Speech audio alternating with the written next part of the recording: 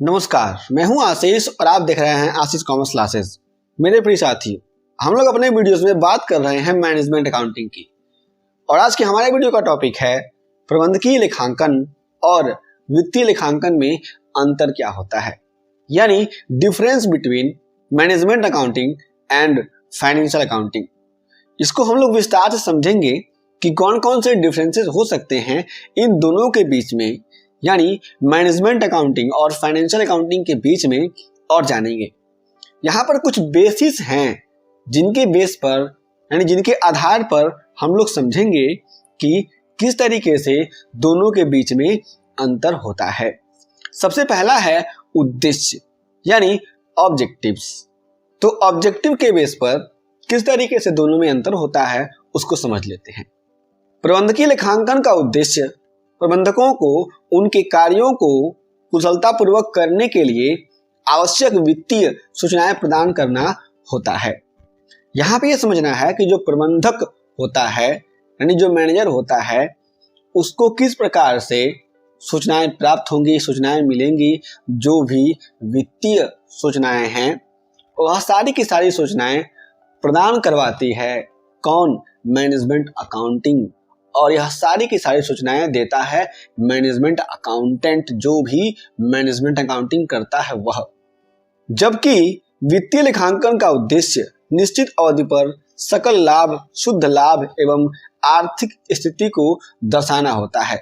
लेकिन जो भी अगर वित्तीय लेखांकन किया जा रहा है किसी भी कंपनी में, किसी भी संस्था में, तो उसका उद्देश्य ये होता है कि वित्तीय लेखांकन से जो भी संस्था है उसका ग्रॉस प्रॉफिट यानी सकल लाभ, शुद्ध लाभ यानी नेट प्रॉफिट, और उसके साथ साथ जो भी बिजनेस है उसकी आर्थिक स्थिति का पता लगाया जा सकता है कि उसका फाइनेंशियल कंडीशन कैसा है, किस तरीके से कंपनी चल रही है। इन सारी की सारी बातों का पता लगाना और इन सारे के सारे उद्देश्यों को ध्यान में रख करके वित्तीय लेखांकन किया जाता है। दूसरा है प्रकृति यानी नेचर। प्रबंधकीय लेखांकन का संबंध भविष्यकालीन घटनाओं से रहता है क्योंकि इससे व्यावसायिक अवसर की खोज की जाती है। यहाँ पर कहा जा रहा है कि जो प्रबंधकीय लेखांकन है इसका नेचर यानी इसकी प्रकृति ये है कि जो भी प्रबंधकीय लेखांकन है यह संबंधित है भविष्यकालीन घटनाओं से, कि भविष्य में क्या क्या होने वाला है बिजनेस के साथ, और उसी संभावनाओं के आधार पर, उसी संबंध के आधार पर जो भी भविष्यकालीन घटनाओं के बारे में संभावनाएं व्यक्त की जाती हैं मैनेजर्स के द्वारा, फोरकास्टिंग की जाती है, उन्हीं के आधार पर जो भी व्यवसायिक अवसर होते हैं यानी जो अपॉर्चुनिटीज होती है किसी भी बिजनेस के लिए उसकी खोज की जाती है। जबकि वित्तीय लेखांकन का संबंध भूतकालीन घटनाओं से होता है। इसमें भूतकालीन या ऐतिहासिक घटनाओं को दर्शाया जाता है। अतः वित्तीय लेखांकन में वास्तविक समंकों का प्रयोग होता है। यहाँ पे समझना आपको ये है कि जो वित्तीय लेखांकन है यह ऐतिहासिक घटनाओं पर आधारित होता है। नॉर्मल सी बात है भाई साहब कि जो भी फाइनेंशियल अकाउंटिंग होगा, जब उसका फाइनल अकाउंट बनता है तो आप लोगों ने देखा होगा PL account, balance sheet, trading account, ये नॉर्मली फाइनल अकाउंट में आते हैं। तो ये अकाउंट्स क्या हैं? ये अकाउंट्स जो साल भर में घटनाएं हुई हैं, जो साल भर में ट्रांजैक्शन हुए हैं, जो पीछे हुआ है यानी भूतकाल में हुआ है, उन्हीं को लेकर के किसी एक डेट पर बनाया जाता है जो 31 मार्च को तैयार होना होता है। तो यहाँ पे कहा जा सकता है कि जो भी फाइनेंशियल अकाउंटिंग है उसमें जो भी पिछले समय की बातें हैं उनको कंसीडर किया जाता है और उन्हीं के आधार पर लेखों को किया जाता है।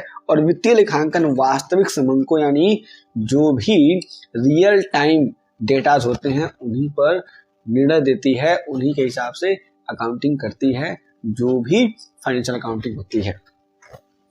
अब देखते हैं तीसरा यानी क्षेत्र, जिसको स्कोप भी कहते हैं। अब इन दोनों का स्कोप क्या क्या है, दोनों में अंतर क्या है, इसको समझिए। प्रबंध लेखांकन वित्तीय लेखांकन की तुलना में व्यापक होता है, यानी इसका दायरा ज्यादा होता है प्रबंध लेखांकन का वित्तीय लेखांकन की तुलना में।